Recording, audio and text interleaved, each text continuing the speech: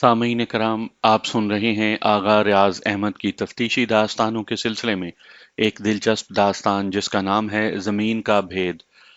मुझे उम्मीद है आपको मेरी ये काविश पसंद आएगी। आपने अगर अभी तक मेरा चैनल माय वॉइस सब्सक्राइब नहीं किया तो अभी मेरे चैनल को सब्सक्राइब करके बेल नोटिफिकेशन ऑन कर लीजिए ताकि आने वाली हर नई कहानी की इत्तला बर वक्त आप तक पहुंच सके।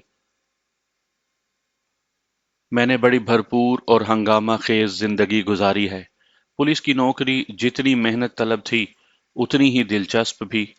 अपनी सर्विस के दौरान भांत भांत के इंसानों से वास्ता पड़ा, शैतान सिफ्त इंसान भी देखे और फरिश्ता खसलत भी। जहां मकार और चक्करबाज इंसानों से वास्ता पड़ा वहीं बेवकूफ़ी की हद तक सादा लो इंसान भी देखे। गैरतमंद भी मिले और बेगैरत भी। उन मुजरिमों में मर्दों की तादाद ज्यादा थी और औरतों की कम। ऐसी जिंदगी गुजारने के बाद मैं कह सकता हूं कि मैंने आम लोगों के मुकाबले में जिंदगी को ज्यादा करीब से देखा और बरता है। आज मैं 80 के पेटे में हूँ और जिंदगी की शाम होने को आई है। ये वो उम्र होती है जब घर वाले भी बूढ़ा समझकर हर किस्म के फराइज से सुबुकदोश कर देते हैं और ऐसे शख्स के लिए फरागत ही फरागत होती है। मुझे भी ऐसी ही फरागत मिल गई तो मैं परेशान हो गया क्योंकि फरागत मुझे रास नहीं आई। जिस शख्स ने इतनी भरपूर जिंदगी गुजारी हो वो फारिग कैसे रह सकता है? मैंने इसका हल ढूंढ लिया। मैं पुलिस सर्विस के दौरान शायरी करता रहा हूँ और अब भी ये शौक जारी है। एक थानेदार और शायरी कुछ अजीब और नाकाबिले यकीन सा लगता है, लेकिन ये हकीकत है। मैंने इतने बरसों में जो शायरी की थी उसका मवाद इकट्ठा किया तो अच्छा खासा ढेर लग गया। मेरा पहला मजमुआ अंदाज़े जनू के नाम से छप चुका है और दूसरा रेज़ाए अलमास के नाम से। इनायतुल्लाह मरहूम का मैं बड़ा मद्दाह हूँ। उन्होंने मेरी फरागत को देखते हुए मुझे तफ्तीशी कहानियां लिखने की तरफ रागिब किया। मैं अब सोचता हूँ कि जब तक जिंदा हूँ मरहूम की ख्वाहिश पर लिखता रहूंगा। एक केस की तफ्तीश पेश कर रहा हूँ। ये वस्ती पंजाब के इलाके के चौधरियों का वाकया है। इसकी तफसीलात मेरे जहन में महफूज हैं, हालांकि इस वाकये को शायद 50 साल गुजर चुके होंगे। मैं उन दिनों थानेदार था। उन वक्तों में अंधे और पेचीदा कत्ल बहुत कम होते थे और अगर कभी कोई ऐसी वारदात हो जाती तो पुलिस सख्त मेहनत करती थी और थानेदार जान लड़ा देते थे। बाज़ औक़ात तो कई कई साल पुराने केसों का सुराग भी मिल जाता था। वैसे उन वक्तों में और आज के हालात में बड़ा ही ज्यादा फर्क है। अब तो कत्लो गारत की इस कदर बहुतात है कि इंसानी जान की कोई कदर कीमत रही ही नहीं और ना कोई पुरसाने हाल है कि किस ने किस को और क्यों कत्ल कर दिया। आजकल कत्ल करने के लिए किसी वजह का होना जरूरी नहीं, बस असला होना जरूरी है। चोरियां, डकैतियां ये तो रोजमर्रा का मामूल है। आबादी तो बेतहाशा बढ़ गई है। अफगान महाजरीन की आमद से एक दूसरे की शनाख्त भी खत्म हो गई है। पुलिस बेबसी और नाकामी की तस्वीर बनकर रह गई है। ये रंगपुरा का वाकया है। वहां का चौधरी खानदान खासा खुशहाल था। इसके अलावा वहां अराई, गुजर, खोखर, आवान, रांझे, राजपूत और गोंदल बरादरी के लोग आबाद थे। इसके अलावा भी और कई जातों के लोग आबाद थे। ये लोग बरादरी सिस्टम के बड़े पाबंद थे और बरादरी से बाहर शादी ब्याह नहीं करते थे। उनकी अगर किसी के साथ दुश्मनी चल पड़ती थी तो नस्ल दर नस्ल चलती थी। देहाती जिंदगी देखने में जितनी सादा और आसान नजर आती है, अंदर से उतनी ही पुरपेच भी है। रंगपुरा के बड़े चौधरी के बेटे चौधरी निसार ने उस जमाने में नायब तहसीलदारी का इम्तहान पास कर लिया और नायब तहसीलदार लग गया। उन वक्तों में नायब तहसीलदार होना बड़े एजाज की बात समझी जाती थी। चौधरी निसार अलीपुर में तैनात हुआ। मैं भी उन दिनों अलीपुर में ही तैनात था। चौधरी निसार से मेरा पहले भी मेलजोल था, लेकिन एक ही जगह तैनाती के बाद हमारे ताल्लुकात मजीद अच्छे और बेतकल्लुफी वाले हो गए। चौधरी निसार के साथ एक हादसा हो गया। ये उसके तहसीलदार बनने से पहले का वाकया था। इसकी तफसीलात चौधरी निसार ने मुझे सुनाई थी, जो मैं मुख्तसर आपको सुना देता हूँ। चौधरी निसार की मां जहान बीबी ने चौधरी निसार का रिश्ता अपनी सगी बहन रहमत बीबी की बेटी के साथ छोटी उम्र में ही तय कर रखा था। उस लड़की का नाम नाज था। नाज ऊंचे कद की खुश शक्ल लड़की थी और वो चौधरी निसार को पसंद भी करती थी। नाज की एक सहेली अख्तरी बेगम थी। उसका नाज के घर बहुत आना जाना था। اختری بیگم ناز سے بہت زیادہ خوبصورت تھی۔ اس کا تعلق بھی چودھری کے خاندان سے ہی تھا، مگر وہ غریب لوگ تھے۔ اللہ نے ان کو دولت تو نہیں دی تھی، لیکن اختری بیگم کو حسن کی دولت سے مالا مال کر دیا تھا۔ چودھری نثار اکثر اپنی خالہ کے گھر یعنی ناز کے ہاں آتا جاتا رہتا تھا۔ وہیں اس کی ملاقات اختری بیگم سے ہوئی اور وہ پہلی ملاقات میں ہی دل ہار بیٹھا۔ وہ اختری بیگم کی زلفوں کا ایسا اسیر ہوا کہ ناز کو نظر انداز کرنے لگا۔ نوبت یہاں تک آ پہنچی کہ اس نے ناز کے ساتھ شادی کرنے سے انکار کر دیا اور اختری بیگم سے شادی کی خواہش ظاہر کر دی۔ چودھری نثار کی اس بات سے بہت بڑا مسئلہ کھڑا ہو گیا۔ اگر چودھری نثار کی ماں ناز کا رشتہ چھوڑ دیتی تو اس کی بہن ناراض ہو جاتی۔ ماں نے بیٹے کو سمجھانے کی بڑی کوشش کی، لیکن وہ کسی صورت نہ مانا اور ماں کو ہتھیار ڈالنے پڑے۔ ماں کے بعد چودھری نثار نے اپنے باپ کو بھی اس رشتے پر قائل کر لیا۔ اس طرح چودھری نثار کا رشتہ اختری بیگم سے طے پا گیا۔ پھر شادی بھی ہو گئی۔ یوں ایک غریب لڑکی چودھری نثار کی بیوی بن کر بڑے گھر میں آ گئی۔ دوسری طرف چودھری نثار کی خالہ رحمت نے سر توڑ کوشش کر ڈالی کہ یہ رشتہ قائم رہے، لیکن اسے کامیابی نہ ہوئی۔ ناز بجھ کر رہ گئی اور اس نے اپنی ماں سے کہہ دیا کہ وہ ساری عمر شادی نہیں کرے گی۔ ناز نے اپنی اتنی بڑی حویلی میں بالکل الگ تھلگ رہائش اختیار کر لی۔ کچھ عرصے کے بعد اس کے دونوں بھائیوں کی شادی ہو گئی اور گھر میں دو بھابیاں آ گئیں۔ ناز کی اور بھابیوں کی آپس میں نہ بن سکی اور چخ چخ رہنے لگی۔ بھائیوں نے اپنی بیویوں کا ساتھ دیا۔ ناز نے حویلی کے اس الگ تھلگ حصے میں اپنا باورچی خانہ بھی الگ کر لیا اور بالکل ہی دوسروں سے الگ رہنے لگی۔ اس دوران اختری بیگم سے اس کی دوستی میں کوئی فرق نہ آیا اور نہ ہی اس نے اپنے رویے سے ظاہر ہونے دیا کہ وہ اختری بیگم سے ناراض ہے۔ اختری بیگم جب بھی اپنے ماں باپ سے ملنے آتی تو ناز کے پاس ضرور آتی تھی اور اس کے پاس ایک دو دن رہتی تھی۔ اس دوران اختری بیگم کے ہاں ایک لڑکی پیدا ہوئی۔ پھر 2 سال کے بعد ایک بیٹا پیدا ہوا۔ چودھری نثار کو ان دونوں کے ملنے جلنے پر کوئی اعتراض نہیں تھا۔ وہ جانتا تھا کہ وہ دونوں بڑی گہری سہیلیاں ہیں اور ان میں بہت پیار ہے۔ چودھری نثار اور اختری بیگم کی شادی کو 5 سال گزر گئے تھے۔ اس وقت ان کی بچی جس کا نام انوری تھا 3 سال کی تھی۔ جب اختری بیگم ناز کے پاس آ کر ٹھہری، چودھری نثار اسے چھوڑ گیا تھا اور کہہ گیا تھا کہ 2 دنوں کے بعد وہ آ جائے۔ 2 کے بجائے 4 دن گزر گئے مگر اختری بیگم گھر نہ پہنچی۔ چودھری نثار پریشان ہو کر علی پور سے چھٹی لے کر رنگ پورہ اسے لینے کے لیے ناز کے پاس آیا۔ اس وقت تک چودھری نثار نائب تحصیلدار بن چکا تھا۔ اس نے ناز سے اختری بیگم کے متعلق پوچھا تو اس نے بتایا کہ وہ تو 2 دنوں سے غائب ہے۔ میں اسے یہاں چھوڑ کر گیا تھا۔ چودھری نثار نے ناز سے پوچھا، وہ گھر بھی نہیں پہنچی تو کہاں چلی گئی؟ مجھے کیا پتا وہ کہاں گئی ہے؟ ناز نے رکھائی سے کہا، مجھے بتا کر تو نہیں گئی۔ وہ تمہاری عزیز سہیلی ہے، چودھری نثار نے کہا، تمہیں ضرور پتا ہوگا کہ وہ کہاں ہے۔ وہ میری سہیلی ضرور تھی، ناز نے کہا، مجھے پتا لگا تھا کہ اس کی کسی کے ساتھ آشنائی ہے۔ میرے خیال میں وہ اپنے بیٹے کو ساتھ لے کر باہر نکلی اور اپنے آشنا کے ساتھ بھاگ گئی ہوگی۔ یہ وہ اپنی بچی کو یہیں چھوڑ گئی ہے۔ یہ سن کر چودھری نثار بڑا پریشان ہو گیا۔ اس نے بچی کو ناز کے پاس ہی چھوڑا اور خود اختری بیگم اور اپنے بیٹے کی تلاش کو نکل گیا۔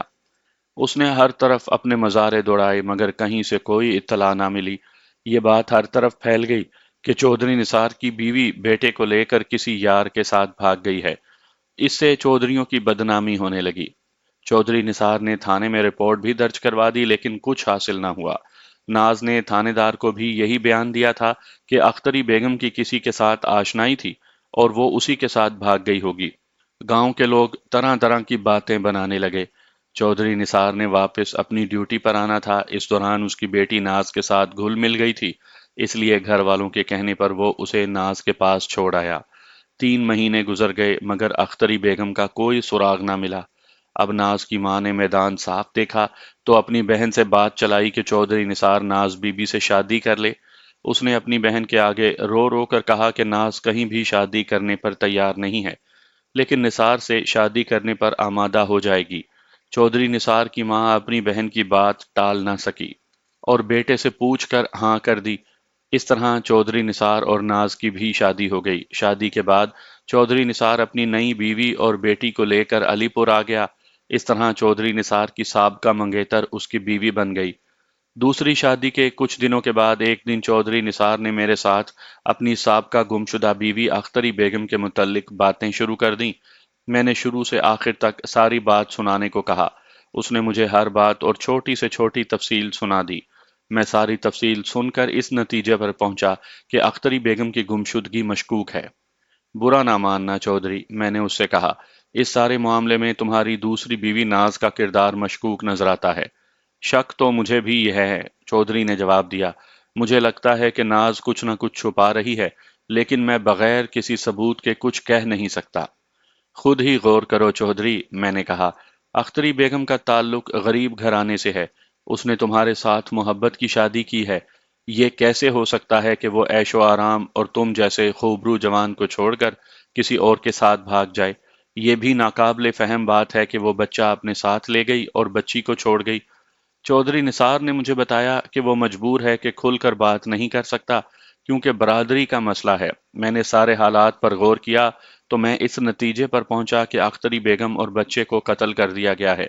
लेकिन एक बात मुझे उलझन में डाल रही थी, और वो ये कि 3 साला बच्ची कैसे बच गई। मैं इस मामले पर जितना सोचता उतना ही उलझता चला जाता। मैं जितना भी सोचता, घूम फिर कर मेरी सुई नाज पर आकर अटक जाती। तमाम हालात व वाक़यात उसे मुश्तबा साबित कर रही हैं। मैं क़यास के घोड़े दौड़ाने लगा। जब कोई बात मेरे सामने वाज़िया ना होती तो मैं यही करता था, और इसके नतीजे में कोई न कोई रास्ता सूझ जाता था। सोच सोच कर मैं इस नतीजे पर पहुंचा कि अख्तरी बेगम और बच्चे की गुमशुदगी का सुराग नाज और 3 साला बच्ची के जरिए से ही मिलेगा। मैंने एक स्कीम सोच ली और चौधरी निसार को सारी बात समझाई। चौधरी इस पर अमल करने के लिए तैयार हो गया। मैंने एक तजर्बाकार और काबिल एतबार औरत को बुलाया जो अक्सर मेरे काम आती रहती थी। वो एक किस्म की थाने की मुखबिर भी थी, बड़ी ही चालाक और होशियार औरत। ऐसी औरतें थाने वालों के बहुत काम आती हैं और घरों के अंदर से भी राज की बातें निकाल लाती हैं। स्कीम के मुताबिक चौधरी निसार ने उस औरत को बतौर मुलाजमा अपने घर रखना था।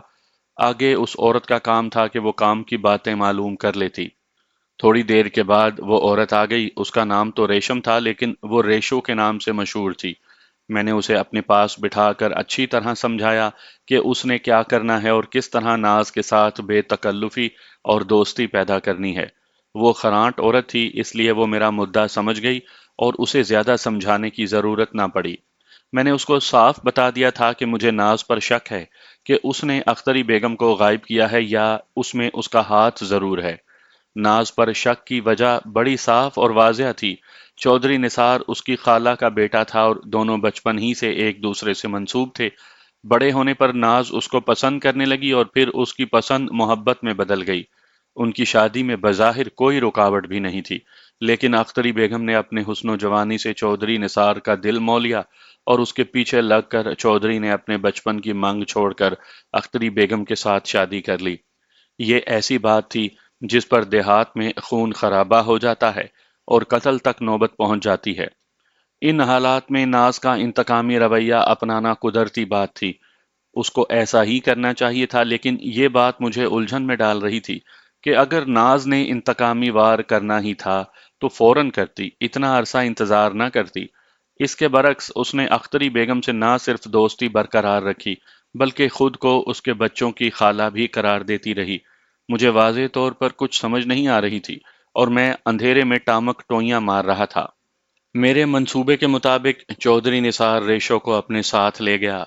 मैंने रेशो को समझा दिया था कि वो अपनी रिपोर्ट मौका पाकर चौधरी निसार को दे दिया करे, और अगर बहुत ज़रूरी हो तब मेरे पास आए।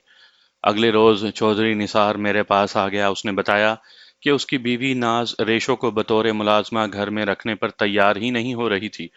नाज ने कहा था कि मैं घर के सारे काम खुद कर लेती हूँ, तो मुलाजमा की क्या ज़रूरत है, लेकिन चौधरी ने उसे ये कहकर कायल कर लिया कि वो नायब तहसीलदार की बीवी है, इसलिए खुद घर का काम करती अच्छी नहीं लगती। फिर चौधरी रोज़ाना रिपोर्ट देने लगा। उसने बताया कि रेशो ने नाज पर बड़ा एतमाद बैठा लिया है और बच्ची भी उसके साथ मानूस होती जा रही थी। लेकिन पता नहीं क्यों नाज इस बात का भरोसा नहीं करती कि बच्ची को रेशो के पास अकेला छोड़ दे। इस तरह 15-20 दिन गुजर गए और काम की कोई बात मालूम ना हो सकी। चौधरी अब इस खेल से बेजार होने लगा था और उस पर मायूसी तारी होने लगी थी। نا امید تو میں بھی ہو رہا تھا لیکن میں مایوس نہیں تھا۔ آغا صاحب، ایک روز چودھری کا صبر جواب دے گیا اور اس نے مجھ سے کہا، یہ میرے ساتھ کیا تماشا ہو رہا ہے؟ ناز میری سگی خالہ کی بیٹی ہے، اس وجہ سے میں کھل کر اس پر کوئی الزام بھی نہیں لگا سکتا۔ اختری بیگم اور ناز میں بڑا پیار تھا، اس وجہ سے وہ اس بچی کے ساتھ بہت زیادہ پیار کرتی ہے اور اسے آنکھوں سے اوجھل نہیں ہونے دیتی۔ اب ناز امید سے ہے، مجھے بتائیں ان حالات میں کیا کروں؟ میں چودھری نثار کی ذہنی حالت سمجھ سکتا تھا، اسے اختری بیگم اور اپنا بچہ یاد آتا تھا، اسے ان دونوں سے بڑی محبت تھی۔ اب ناز سے شادی کرنے کے بعد اس کے دل میں ناز کی محبت پیدا ہو گئی تھی۔ دونوں کے درمیان جو رنجش تھی وہ شادی کے بعد دور ہو گئی۔ چودھری نثار ناز کی محبت میں ڈوب کر اختری بیگم اور بچے کو بھول جانا چاہتا تھا، لیکن میں نے ناز پر شک کا اظہار کر کے اسے مشکل میں ڈال دیا تھا۔ وہ اب ناز کو بھی نہیں کھونا چاہتا تھا، مگر کھل کر اس بات کا اظہار نہیں کر پاتا تھا۔ دیکھو چودھری، میں نے اس سے کہا، مجھے پورا یقین ہے کہ تمہارے بچے اور اختری بیگم کی گمشدگی کے پیچھے ناز کا ہاتھ ہے۔ میں نے جتنا بھی سوچا ہے، گھوم پھر کر شک ناز ہی پر ہوتا ہے۔ اگر وہ تمہاری بیوی نہ ہوتی تو میں اسے تھانے بلا کر اور ڈرا دھمکا کر اصل بات اگلوا لیتا۔ میں صرف تمہاری وجہ سے یہ طریقہ اختیار کر رہا ہوں۔ پھر میں نے چودھری نثار کو تسلی دی کہ جب تک کوئی واضح ثبوت سامنے نہ آ جائے گا، میں کوئی ایسا قدم نہیں اٹھاؤں گا جس سے اس کی گھریلو زندگی پر کوئی برا اثر پڑے یا اس کے خاندان کی بدنامی کا باعث ہو۔ میں نے چودھری سے یہ بھی کہا کہ صرف 10-12 دن اور انتظار کروں گا اور پھر ریشو کو اس کے گھر سے ہٹا دوں گا اور کوئی اور طریقہ سوچوں گا۔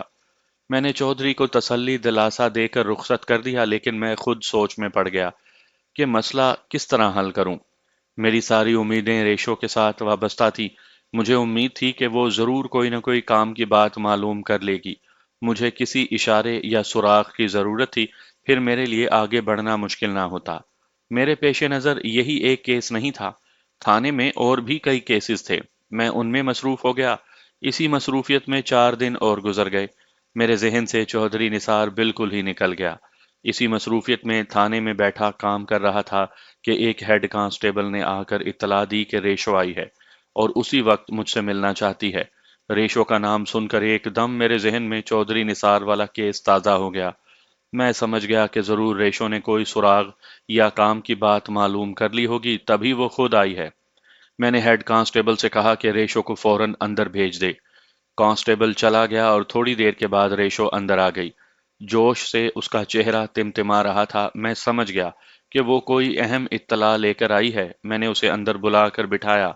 ہاں ریشو، میں نے اس سے پوچھا، کیا کر کے آئی ہو؟ کام ہو گیا حضور، ریشو نے غلامانہ انداز میں کہا۔ آپ سنیں گے تو خوش ہو جائیں گے۔ صرف کام کی بات بتاؤ ریشو، میں نے ذرا سخت لہجے میں کہا۔ میں بہت مصروف ہوں، اس لیے غیر ضروری باتوں سے پرہیز کرو۔ آپ اپنے کوارٹر میں پہنچیں، ریشو نے کہا۔ میں چودھری کی بچی کو لے کر وہیں آ رہی ہوں، ساری تفصیل وہیں آپ کو سناؤں گی۔ میں نے اسے کہا کہ وہ فوراً کوارٹر میں آ جائے، میں آ رہا ہوں۔ ریشو کو بھیج کر میں اسی وقت تھانے سے ذرا فاصلے پر واقع اپنے کوارٹر میں چلا گیا۔ مجھے وہاں پہنچ کر زیادہ انتظار نہ کرنا پڑا اور ریشو آ گئی۔ اس نے گود میں چودھری نثار کی بچی اٹھا رکھی تھی۔ بچی نے کپڑے کا بنا ہوا ایک گڈا پکڑا ہوا تھا۔ ایسے گڑیاں اور گڈے عورتیں گھروں میں خود بنا لیتی ہیں۔ ان کے اندر روئی بھر کر اوپر رنگین دھاگوں سے چہروں کے نقوش کاڑ لیتی ہیں۔ اس بچی کا نام انوری تھا۔ ریشو نے بچی کو ایک چارپائی پر بٹھا دیا۔ وہ کپڑے سے بنے ہوئے گڈے سے کھیلنے لگی۔ بچی پریشان نہیں لگ رہی تھی، جس سے ظاہر ہوتا تھا کہ وہ ریشو کے ساتھ اچھی طرح مانوس ہو گئی ہے۔ ریشو نے مجھے جو بات سنائی، وہ سن کر مجھے اطمینان ہو گیا کہ میرا اندازہ درست تھا۔ ریشو نے ہر بات اور دن بدن کی رپورٹ بڑی تفصیل سے سنائی تھی۔ میں آپ کو یہ ساری بات اپنے الفاظ میں سناتا ہوں۔ ریشو چودھری کے گھر میں ملازمہ کی حیثیت سے گئی تو شروع میں ناز اس سے کھچی کھچی رہی، لیکن پھر ریشو نے اس پر اپنا اعتماد بٹھا لیا۔ بچی کے معاملے میں وہ بڑی حساس تھی اور ایک لمحہ بھی اسے اکیلا ریشو کے پاس نہیں چھوڑتی تھی۔ پھر رفتہ رفتہ وہ ریشو پر اعتماد کرنے لگی، لیکن پھر بھی وہ بچی کو ریشو کے پاس چھوڑ کر زیادہ دیر کے لیے ادھر ادھر نہیں ہوتی تھی۔ یہ سب کچھ ریشو کو مشکوک سا لگتا تھا، اس لیے وہ ہر وقت بچی پر نگاہ رکھنے لگی۔ جب قدرت کی طرف سے کسی کام کو ہونا ہوتا ہو تو وہ اس کے اسباب بھی خود ہی پیدا کر دیتی ہے۔ नाज के साथ वाले घर में कुरान पाक का ख़त्म का एहतमाम था। नाज का वहां जाना ज़रूरी था। उसने बच्ची को रेशो के हवाले किया और ताकीद की कि इसका बहुत ख्याल रखे और बाहर ना निकलने दे। नाज हमसाये के घर चली गई। बच्ची उस वक्त खिलौनों से खेल रही थी। उसके पास दो तीन खिलौने थे जिनमें कपड़े का एक गुड्डा भी था। उस गुड्डे का नाम बच्ची ने मुन्ना रखा हुआ था और वो ज्यादातर उसी के साथ खेलती थी और अपनी मासूम जबान से उस गुड्डे के साथ बातें भी करती रहती थी। उस वक्त भी बच्ची गुड्डे के साथ बातें कर रही थी। रेशो उसके पास ही बैठी हुई थी।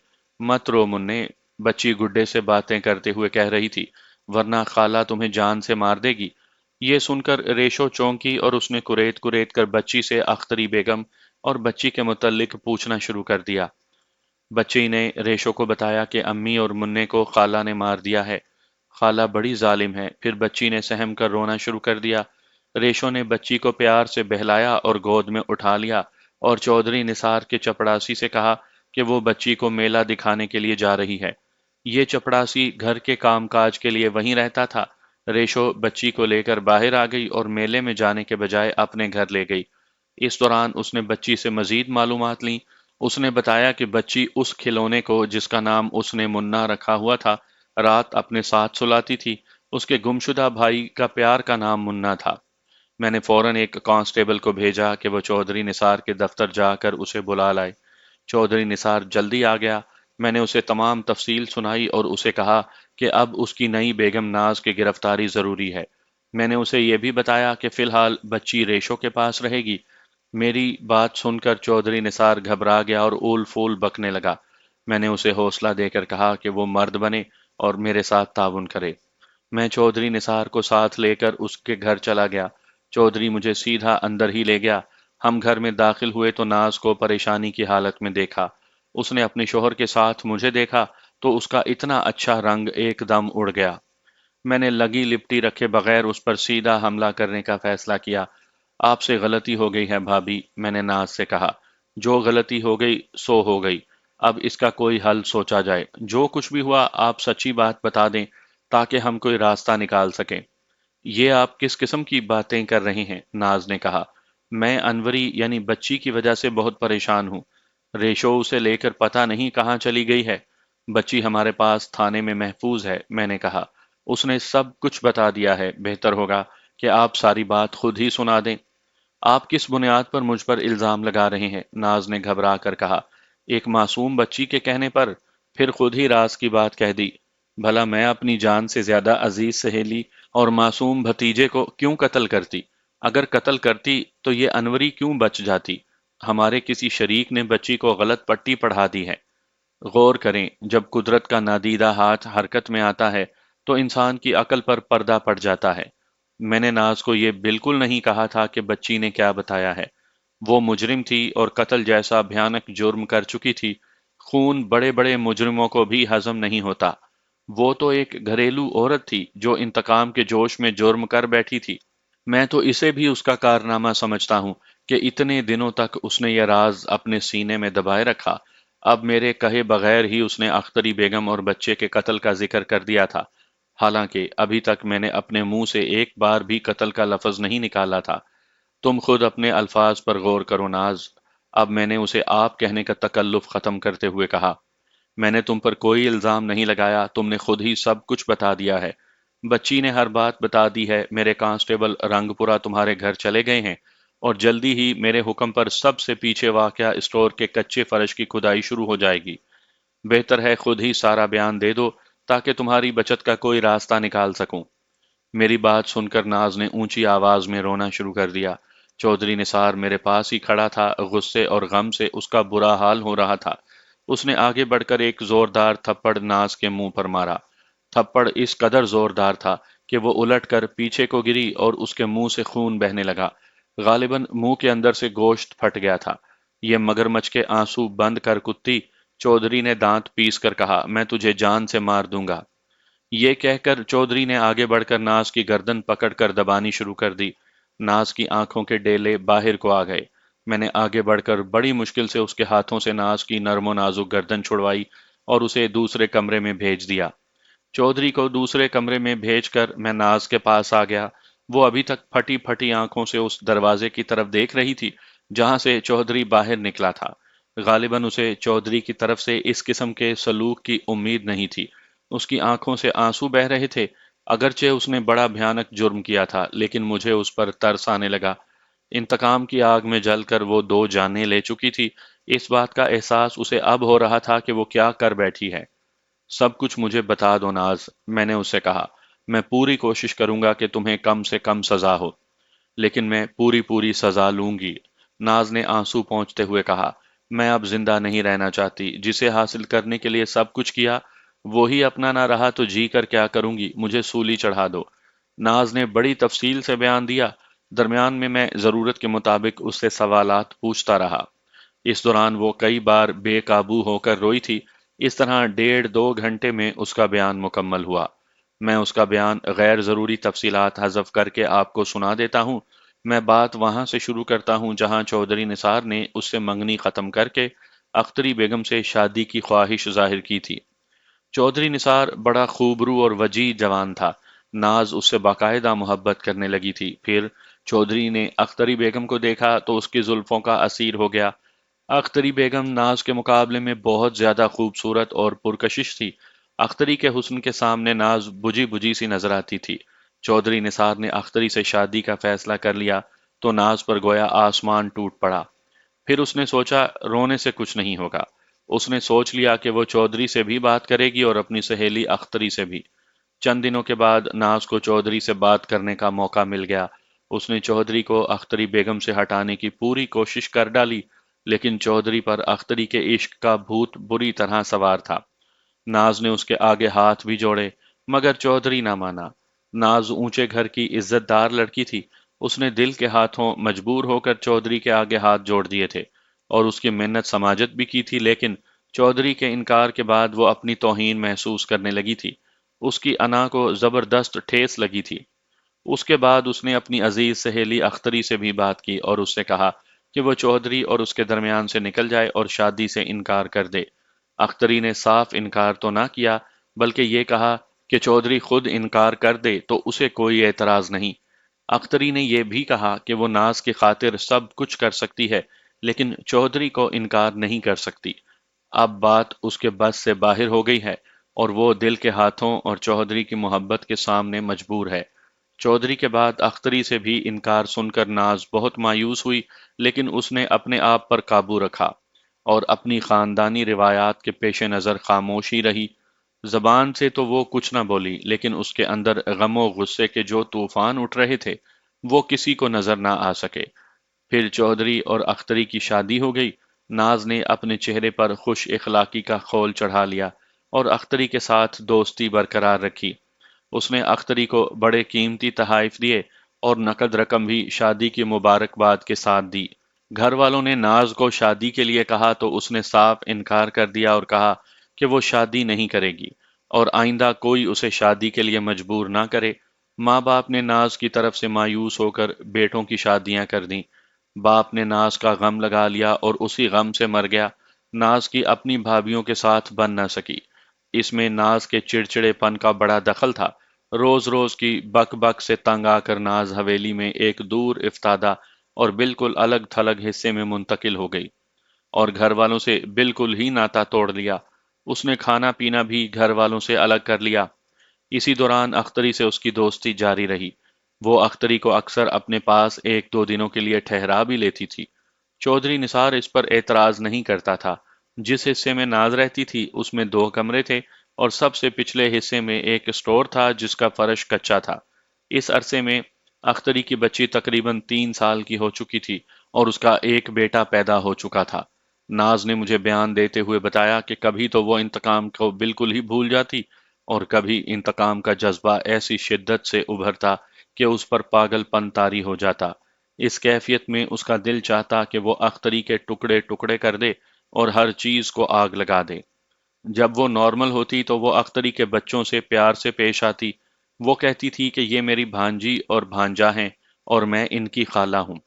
جب وہ اکیلی ہوتی اور سوچتی کہ اختری نے اس کے حق پر ڈاکہ ڈالا ہے تو دل ہی دل میں انتقام کے منصوبے بنانے لگتی۔ آخر اس نے اختری سے انتقام لینے کا منصوبہ سوچ لیا۔ اس نے سب سے پیچھے واقع اسٹور کے کچے فرش میں ایک گہرا گڑھا کھودنا شروع کر دیا۔ وہ روزانہ تھوڑا تھوڑا کر کے کام کرتی۔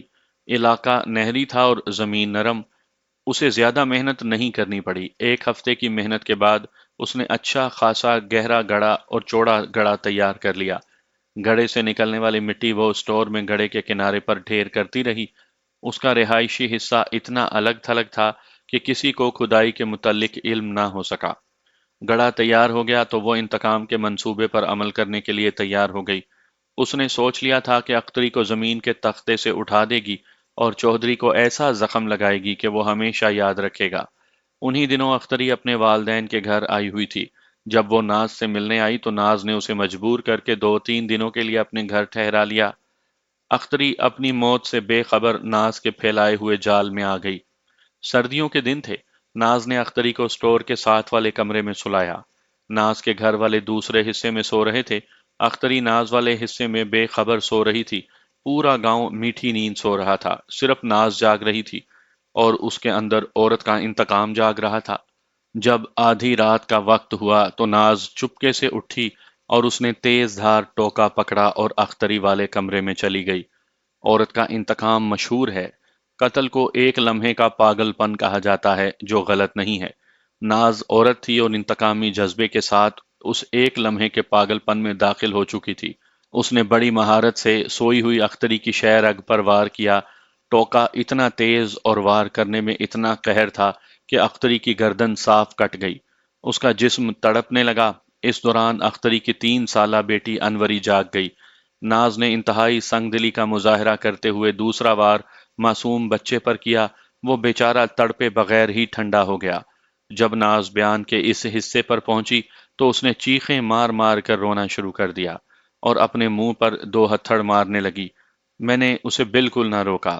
جب اس کی جذباتی کیفیت میں کمی ہوئی تو اس نے باقی بیان سنایا۔ بچے کو مارنے کے بعد وہ بچی کی طرف بڑھی۔ اس کے بیان کے مطابق اس وقت وہ ہوش و حواس میں نہیں تھی اور اسے کچھ سجھائی نہیں دے رہا تھا کہ وہ کیا کر رہی ہے۔ یوں سمجھ لیں کہ انتقام کے جذبے کے زیر اثر وہ اندھی ہو چکی تھی۔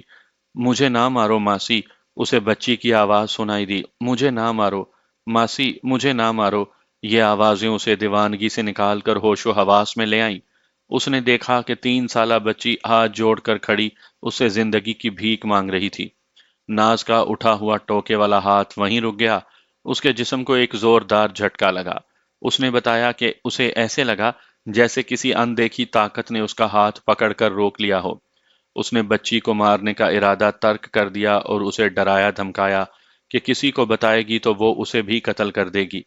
اس کے بعد اس نے اختری کی لاش گھسیٹ کر پہلے سے تیار گڑھے میں ڈالی اور پھر اس کے سینے پر معصوم بچے کی لاش کو لٹا دیا اور اس کے اوپر خون آلود بستر ڈال دیا۔ اس کے بعد اس نے ارد گرد سے خون صاف کیا، پھر اپنا خون آلود لباس اتارا اور گڑھے میں ڈال دیا۔ سب سے آخر میں اس نے ٹوکا گڑھے میں پھینکا اور اس کے بعد اس نے گڑھے میں مٹی ڈال کر سطح برابر کر دی اور اچھی طرح صفائی کر دی۔ صبح ہونے کے قریب اس نے سارا کام مکمل کر لیا۔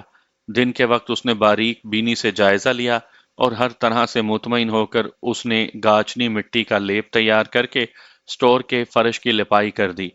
اس قسم کی لپائی ان وقتوں میں عام تھی۔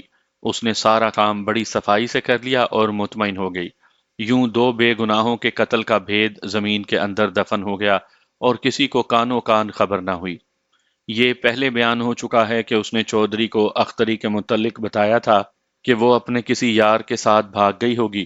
اس نے چودھری نثار کو اور پولیس کو بڑے وثوق سے بتایا کہ اختری کے کسی نوجوان کے ساتھ تعلقات تھے اور وہ اکثر اس سے ملنے جاتی تھی۔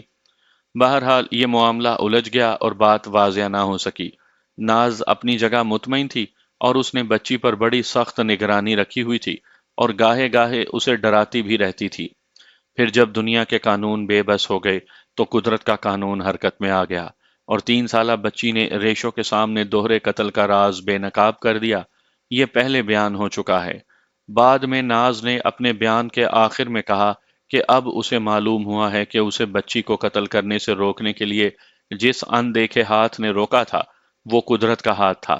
قدرت نے بچی کو اسی لیے زندہ رکھا تھا کہ وہ زمین میں دفن بھید کو کھول دے اور گناہگار کو سزا مل سکے۔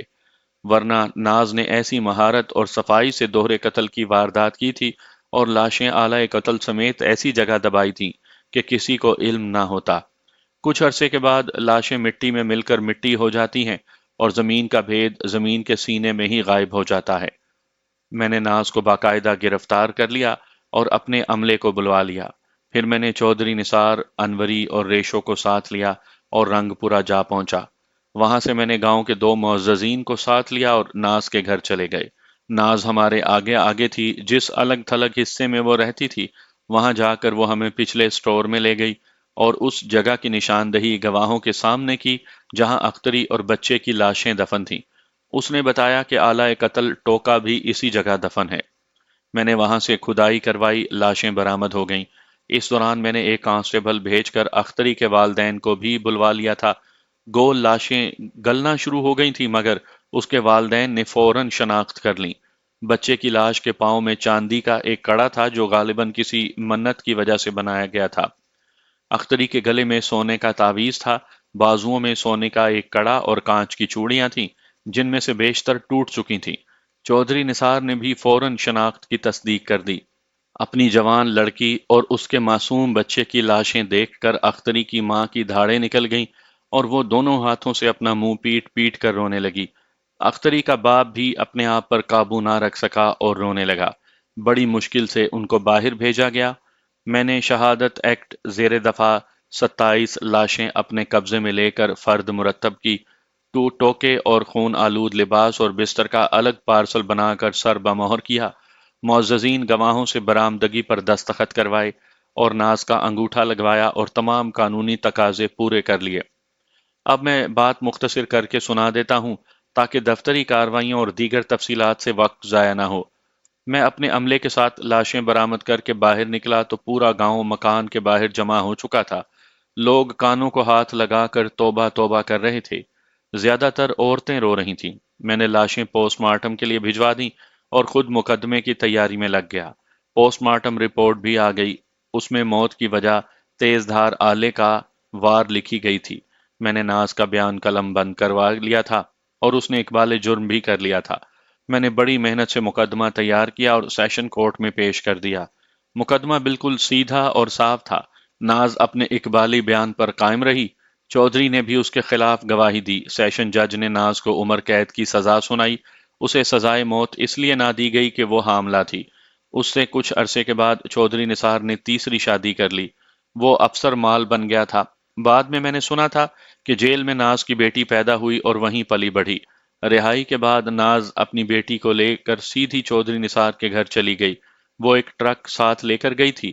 اس نے اپنا جہیز کا سارا سامان ٹرک میں لدوایا اور رنگ پورا اپنے گھر لے آئی۔ یہاں دلچسپ بات یہ ہوئی کہ جب چودھری نثار کی تیسری بیوی کو پتہ لگا کہ آنے والی ناز ہے تو وہ خوفزدہ ہو کر اوپر والی منزل پر چلی گئی اور دروازہ اندر سے بند کر لیا۔ چودھری کو پتہ لگا تو اس نے ناز کے خلاف کوئی کارروائی نہ کی۔ اس نے کہا کہ وہ ناز کو طلاق دے چکا ہے اور اب اس خطرناک عورت سے چھیڑ چھاڑ نہیں کرنا چاہتا۔